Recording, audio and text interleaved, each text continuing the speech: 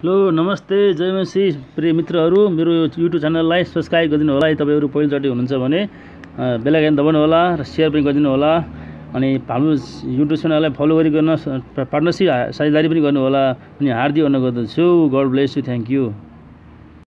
Hello सबैलाई नमस्ते जय मसी, praise the Lord, glory to God. प्रियहरू म तपाईहरुको बीचमा आज क्रिस्चियन अगुवा चेला कस्तो हुनुपर्छ, क्रिस्चियन अगुवा वा चेला कस्तो हुनुपर्छ, what should be Christian disciple, what should be Christian disciple भन्ने विषयमा तपाईको बीचमा वचनको उत्साह लिएर केही प्रकाश केही शिक्षा लिएर आएको छु। प्रियहरू तपाईहरुले यो भिडियोलाई अन्त्यसम्म हेरिदिनु होला र तपाईहरुले तपाईहरु आशीष हुनु होला र केही कमेन्ट केही छ भने केही प्रार्थना विषय छ भने अवश्य पठाउनु होला। प्रभुले तपाईलाई आशीर्वाद दिउन्। प्रभुको शान्ति र अनुग्रह निगाह के तपाईहरुलाई प्रशस्त मिलेको छ। आमेन। आउनुहोस् प्रियहरू सुरु गरौँ, प्रार्थना गरौँ। धन्यवाद दिन्छु सर्वशक्तिमान परमेश्वर पिता, पुत्र, पवित्र आत्मा त्रिक परमेश्वर, तपाईलाई म महिमा आदर धन्यवाद स्तुति चढाउँदछु। प्रभुको प्रशंसा गर्दछु। यो समय दिनुभयो, वचन बोल्ने अवश्य मौका अवसर दिनुभयो, यो सब तपाईलाई धन्यवाद। प्रभु यो सुन्ने तपाईका श्रोताजनहरू भ्युअरलाई हरेकलाई तपाईले प्रशस्त अनुग्रह गर्नुहोस्, आशीष दिनुहोस्। वचन बुझ्न सुन्न जीवनमा लागू गर्न र फल फलाउन भएको महिमा गर्नु आशीष दिनुभएको हरेक रूपमा अनुग्रह गर्नु यीशुको नाममा आमेन। प्रियहरू हामी हेर्नेछौँ क्रिस्चियन अगुवा वा चेला कस्तो हुनुपर्छ, what should be Christian disciples भन्ने विषय बोल्दैछु। एकमा बुधा छ, यो बुधा मैले ल्याएको छु। लगभग मैले तपाईहरुको बीचमा 11वटा बुधा लिएर आएको छु, 11 पोइन्ट ल्याएको छु। फुटकरीमा तपाईहरुको बीचमा राख्नेछु। एकमा छ क्रिस्चियन अगुवा चेला चाहिँ येशूलाई विश्वास गरेको र स्वीकार गरेको हुनुपर्दछ। क्रिस्चियन अगुवा वा क्रिस्चियन चेला चाहिँ प्रभु येशूलाई व्यक्तिगत रूपमा चिनेको, विश्वास गरेको र प्रभु र मुक्तिदाता अनि स्वीकार गरेको हुनुपर्छ। रोमी 10:9-10ले भन्छ, यदि कसैले प्रभु येशूलाई मेरो प्रभु र मुक्तिदाता अनि मुक्तिदाता स्वीकार गर्छ र परमेश्वरले येशूलाई मरेकाबाट 3 दिनपछि जीवित पार्नु भयो, उठाउनु भयो, बहुराउनु भयो भनेर हृदय विश्वास गर्छ भने मुखको स्वीकार उद्धार पाउँछ, हृदयको विश्वासले चाहिँ निर्दोष धर्मी ठहरिन्छ। त्यसले मुखको स्वीकार उद्धार पाउँछ अनि त्यो गरेको हुनुपर्दछ। 2 नम्बर बुधामा पवित्र आत्मा भएको मानिस, पवित्र आत्माले भरिएको, पवित्र आत्मा भएको र वचन पालन गर्ने मानिस हुनुपर्दछ। एफिसी 5:19मा पावलले यही सिकाउनु पर्छ विश्वासी मण्डलीहरूलाई, तिम्रो दाखमतले नमान्त्या, रौसी, जाँड, खैनी, भाङ नखाओ, ख्रिस्टको बेइज्जत नगर, परमेश्वरको अनादर नगर, पवित्र जीवन जिउ, परमेश्वर भनेको दृष्टिमा पवित्र जीवन, शान्तिको जीवन जिउ भन्नुभएको छ। पवित्र आत्माले भरिपूर्ण हो र वचन अनुसार जिउने सिक्ने वचन अनुसार जिउनु सक्ने भएको भनेर भन्नुभएको छ। 2 बुधामा त्यो भयो, पवित्र आत्माले पवित्र आत्मा भरिएको, पवित्र आत्मा भएको र वचन पालन गर्ने हुनुपर्छ। 3 नम्बरमा पवित्र मानिस, पवित्रतामा जिएको, येशू ख्रीष्टसँग व्यक्तिगत रिलेसन सम्बन्ध, वचन जानेको, वचन पालन गरिएको हुनुपर्दछ। यूहन्ना 16:16-17मा हामी हेर्नेछौँ। प्रियहरू अहिले हामी पढ्नेछौँ। म यूहन्ना 16:17 खण्डको वचनलाई पनि म पढ्नेछु हजुरको बीचमा। यूहन्ना 16:17 यसरी लेखेको छ। सरी यूहन्ना 17:16 होइन 17:16 यसो भनेको छ, तिनीहरू संसारका होइनन् जस्तो म पनि संसारको होइन, तिनीहरूलाई सत्यतामा पवित्र पारिदिनुहोस्, तपाईको वचन सत्य हो। आमेन। यहाँ प्रभु येशूले आफ्ना चेलाहरूको निम्ति क्रिस्चियन लिडर उहाँले छान्नु भएको छ, चेला छान्नु भएको थियो, उहाँले बनाउनु भएको थियो, उनीहरूलाई सिकाउनु भएको थियो, परामर्श टिचिङ तालिम दिनुभएको थियो अनि अन्तिममा उहाँले तिनीहरूलाई प्राप्त गर्नुभएको थियो। उहाँले के भन्नुभएको थियो भने संसारले तिनीहरूलाई घृणा गर्छ, किन तिनीहरू संसारका होइन स्वर्गका हुन्, संसारले घृणा गर्छ। तिनीहरूलाई सत्यतामा, झुटमा होइन, सत्यतामा पवित्र पारिदिनुहोस् अनि परमेश्वरको वचन सत्य हो। अनि जब वचन मान्छेले सुन्छ, वचन शिक्षा लिन्छ, वचन पालन गर्छ परमेश्वरको भने परमेश्वरको वचन सुन्ने, सिक्ने र वचन अनुसार जीवनमा पालन गर्ने मानिस के हुन्छ, पवित्र हुन्छ। किनभने परमेश्वर आफै पवित्र हुनुहुन्छ अनि पवित्र व्यक्तिले बोलेको वचन पवित्र हुन्छ। वस्तु भयो वचनले अरूलाई निको पार्ने, पापलाई काट्ने, रोगलाई काट्ने, हटाउने, शान्ति, सङ्घाइ, उन्नति, फलिफाप ल्याउने काम, निको पार्ने काम गर्छ। त्यस कारणले परमेश्वर पवित्र हुनुहुन्छ अनि उहाँको वचन पवित्र छ अनि उहाँको वचन अनुसार पालन गर्ने, पवित्र जीवन जिउने व्यक्ति हुनु भएर जिएको हुनुपर्छ। येशूले सिकाउनु भएको शिक्षा चेलाहरूलाई त्यो हाम्रो लागि पनि अहिले हो। आमेन। अर्को बुधामा छ 4औं बुधामा प्रियहरू वचन अध्ययन गर्ने है, वचन अध्ययन गर्ने हुनुपर्छ। क्रिस्चियन चेला अथवा वचन अध्ययन गर्ने, गहिरो डिपली अध्ययन गर्ने हुनुपर्छ। म तपाईँलाई पहिलो तिमोथी 4 को 13 पदबाट पनि पावलले पनि आफ्नो आत्मिक छोरा अथवा चेलालाई सिकाउनु भएको, मेन्टरिङ गर्नुभएको, शिक्षा दिनुभएको, प्रार्थना गर्नुभएको, आदेश दिनुभएको कुरा हामी पाउँदछौँ। प्रभु यो शिक्षा यहाँ पाउँदछौँ जो हाम्रो लागि पनि अति छ। पहिलो तिमोथी 4 को 13 म नआउन्जेल धर्मशास्त्र पाठ गरी अध्ययन गरी गहिरो अध्ययन गरी शिक्षाको ठोस सत्यतामा जिउनु, सुनाउनमा मन नआउन्जेल धर्मशास्त्र पाठ गरी सुनाउनमा, प्रचार गर्नमा, शिक्षा दिनमा ध्यान देऊ। आमेन।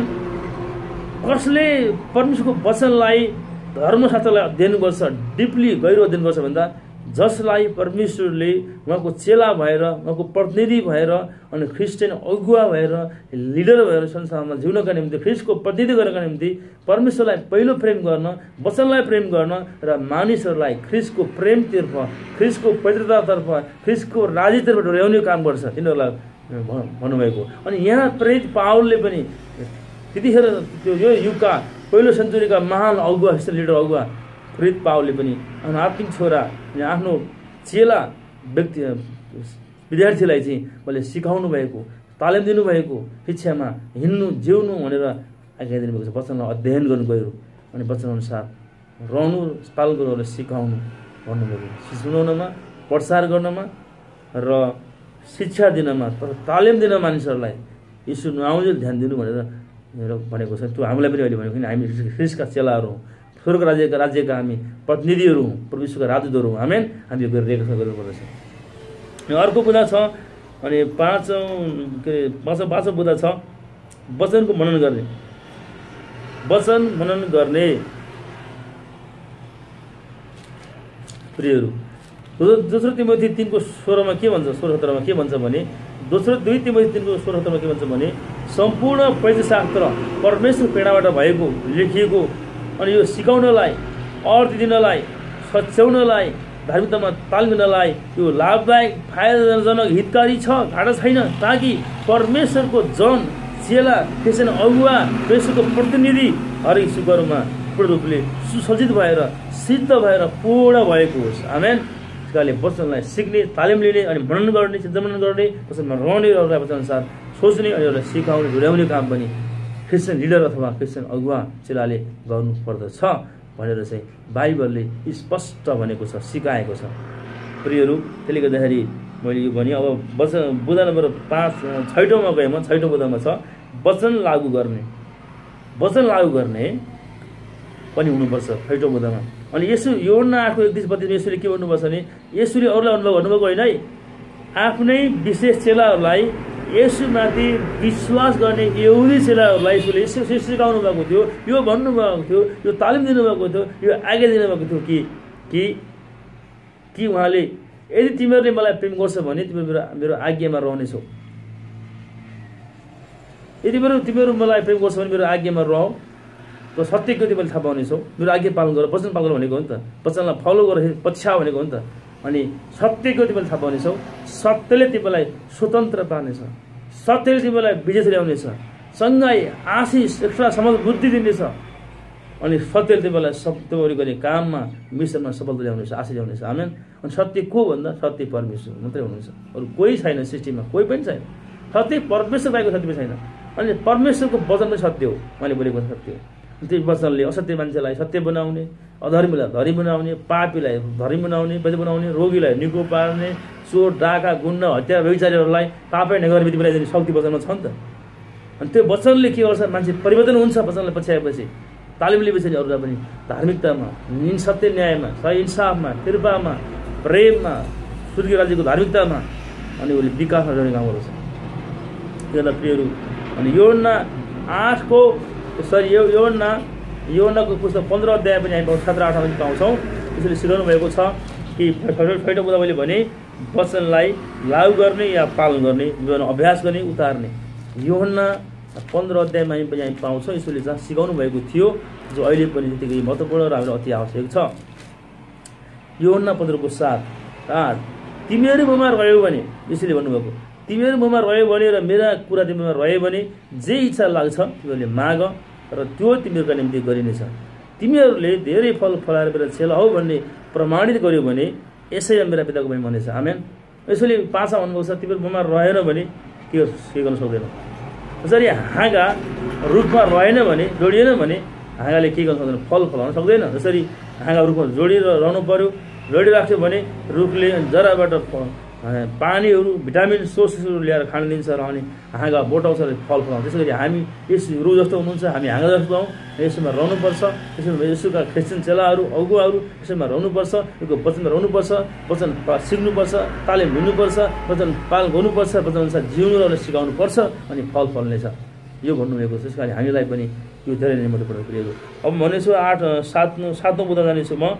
अनि वचन परमेश्वरको वचनलाई संविधानभन्दा पनि, देशको संविधानभन्दा पनि माथि राख्ने। यसको अर्थ संविधान पालन नगर्ने, कानुन पालन गर्ने भनेको होइन।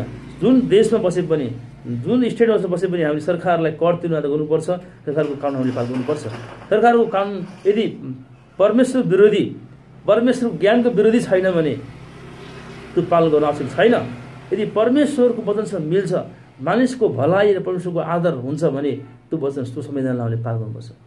र वचनलाई संविधानलाई पालन गरे तापनि वचनलाई संविधानलाई भन्दा पनि कानुनभन्दा पनि माथि चाहिँ स्वर्गीय कानुन, यो कहिले बन्द, यो अन्त्य हुँदैन, यो बद्लिँदैन, एभरलास्टिङ छ। यो स्वर्गीय कानुनलाई चाहिँ एक स्टेप सबैभन्दा माथि अथवा पहिलो स्थान अथवा कानुनभन्दा माथि राख्नुपर्छ। आमेन भनेको प्रायोरिटी दिनुपर्छ। अनि अर्को छ अगुवा कस्तो हुनुपर्छ। 8औं बुँदामा अगुवा चाहिँ नम्र हुनुपर्छ, लोयल्टी, भद्र, अनि ह्युमिलिटी, अनेस्टी, आदरको योग्य, इन्टरग्रिटी, विशेषज्ञता, होइन। अनि विशेष गल्ती पक्ष बाहिर भनेअनुसार प्रेम, आनन्द, शान्ति, धैर्य, दया, भलाइ, विशेषता, नम्रता, संयमकै एउटा पवित्र गुणले भरिएको गुण, फल फलाएको हुनुपर्छ। यो फलहरू अरूमा सार्नुपर्ने हुन्छ, अनि प्रभुको महिमा त्यहाँ हुनेछ। आमेन। अर्को हामी हेर्नेछौँ प्रियहरू, अर्को बुँदा हेर्नेछौँ 9 बुँदामा हामी हेर्नेछौँ। 9 बुँदामा छ प्रेम र कृपालाई राम्रोसँग बुझेको हुनुपर्छ। आमेन। प्रेम र कृपालाई बुझेको, राम्रो बुझेको हुन्छ क्रिस्चियन अगुवा, लिडरले, चेलाले अनि बुझेको हुनुपर्छ। यो चाहिँ मिका 6:8 लेखेको वचनलाई म पढ्न चाहन्छु। एउटा पदलाई पढ्दछु। मिका 6:8 हामी पाउँदछौँ प्रियहरू। मिकाको 6:8 वचनलाई हामी हेर्नेछौँ। मिका 6:8 यसरी लेखेको छ परमेश्वरबाट।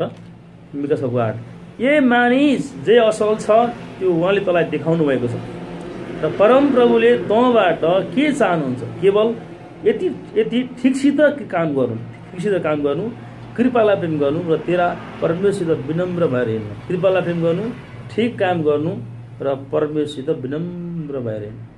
यो के उत्पत्ति 17:1-2 पाउँछौँ। परमेश्वर अब्राहम देखा पर्नुभएको छ। अनि मैले भन्नुभएको छ म सर्वशक्तिमान परमेश्वर, बेलसदा उपाय गर्ने परमेश्वर, मेरो सामुन्ने हिँड, निर्दोष भएर बस, तेरो इनाम अत्यन्तै ठुलो हुनेछ। आमेन। अब्राहम उसको आवाज सुनेर चाहिँ परमेश्वरसँग जोगाबेट भयो अनि उसले प्रभुको सामुन्ने पवित्र राखे, पवित्र भएर हिँडे, सामुन्ने हिँडुल गरे, आज्ञाकारी भए, वचन पालन गरे, अनि अब्राहमले ठुलो आशिष पाए, अनि विश्वासको पिता भएर हिरो भएर सम्झे। आमेन। हामीलाई पनि एक अब्राहम जस्तै, बाइबलका दाउद जस्तै, अनि यसोका चेलाहरू जस्तै हामी प्रभुको वचनलाई पालन गर्ने, प्रभुको सामुन्ने, मानिसको सामुन्ने निर्दोष भएर धनी भएर पवित्र भएर जिउने, अनि प्रभुको प्रेमलाई, शिक्षालाई फैलाउने गऱ्यो भने उसले हामीलाई पनि महान आशिष, ठुलो आशिष हुनेछ। अनि यो जकरिया पनि हामी पाउँछौँ प्रियहरू। जकरियाको 7:8-10 पनि पाउँछौँ। जकरिया 7:8-10। अनि जकरियाका प्रभुको वचन आयो, सर्वशक्तिमान प्रभु यसो भन्नुहुन्छ, साँचो न्याय गर, झुटो न्याय होइन, साँचो न्याय गर, एकले अर्कालाई दया देखा, प्रेम गर, एकले अर्कालाई दया देखा, एकले अर्कालाई प्रेम गर, र टिठा हो, दयालु हो, जसरी म दयालु छु, प्रेम गर्दा जसरी मैले तिमीलाई प्रेम गरेको छु। अनि विधवाहरू, टुराटुरीहरू, विदेशी अथवा गरिबहरूमा अत्याचार नगर, अन्याय नगर, गरिब भने नहेप, प्रभुको स्वरूपलाई, सृष्टिलाई बन्दा नगर, आदर गर, प्रेमको साथ गर, अनि आफ्नो हृदयमा एकाअर्काप्रति दया, खराब नसोच दया देखाओ। आमेन। ठिक न्याय गर। र अनि प्रेम र कृपालाई राम्रोसँग जानेको, बुझेको पनि हुनुपर्छ क्रिस्चियन लिडर, अगुवा, क्रिस्चियन चेला। अनि 9मा छ, 10औं बुँदामा छ परमेश्वरलाई र मानिसहरूलाई प्रेम गर्ने। मर्कुस 12:33 लेखेको छ भने परमेश्वरले, प्रभु येशूले आफ्नो चेलाहरूलाई के आज्ञा दिनुभएको छ, तपाईँ र मलाई के आज्ञा दिनुभएको छ भने पहिले परमप्रभु आफ्नो परमेश्वरलाई तेरो सारा हृदयले, तेरो सारा प्राणले, तेरो सारा समयले, तेरो सारा शक्तिले प्रेम गर्नु।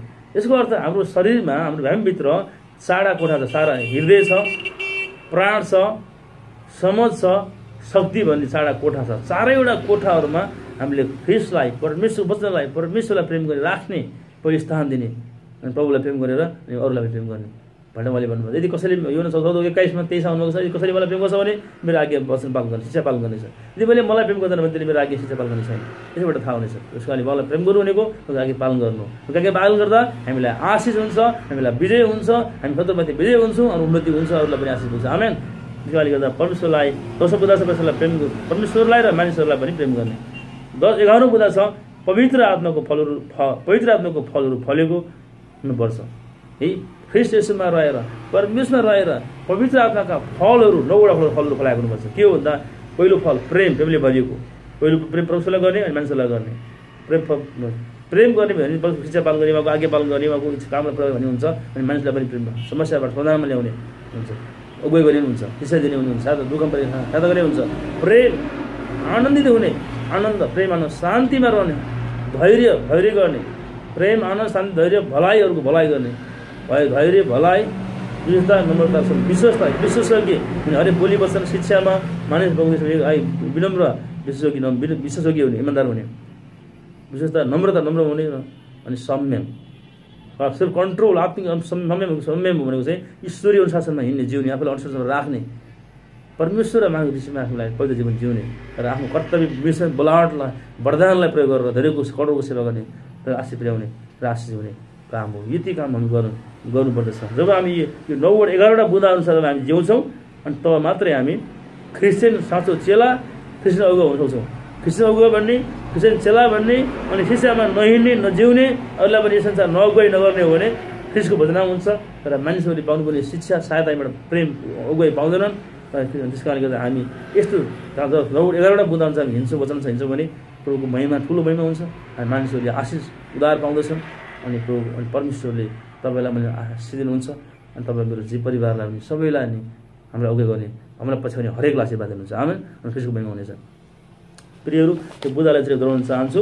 क्रिस्चियन अगुवा लिडरमा हुनुपर्ने कुरोहरू के भन्दा क्रिस्चियन अगुवा अथवा चेलामा हुनुपर्ने कुरोहरूमा एकमा चाहिँ यसोलाई विश्वास वा स्वीकार गरेको, 2मा पवित्र आत्मा भएको मानिस वचन पालन गरे पवित्र आत्माले भरिएको हुनुपर्छ, 3मा पवित्र मानिस हुनुपर्छ, 4मा वचन अध्ययन गरेको, डिपली अध्ययन गरेको, 5मा वचनको मनन गर्ने, 6मा वचन लागू गर्ने पालन गर्ने, 7मा वचन अनुसार संविधान वचनलाई संविधानभन्दा पनि माथि राख्ने, 8मा अगुवा नम्र आयकारी लोयल्टी इमान्दारी आदरयोग्य हुने अनि 9मा प्रेम र कृपालाई राम्रोसँग बुझेको जानेको हुनुपर्छ, 10मा परमेश्वरलाई र मानिसलाई प्रेम गर्ने र 11 पवित्र आत्माको फलहरूले फलेको फल फलाउने व्यक्ति हुनुपर्छ। यसो गर्यो भने बल्ल साँचो क्रिस्चियन अगुवा ख्रीष्टको चेला हुन सक्दछ र उसले संसारलाई प्रभाव पार्नेछ र प्रभुलाई पनि महिमा दिनेछ र लाखौँ मानिसहरू जीवनबाट आशिष अनि अगुवाई शिक्षा परामर्श पाउनेछ अनि देशमा ठुलो आशिष आउनेछ। आमेन।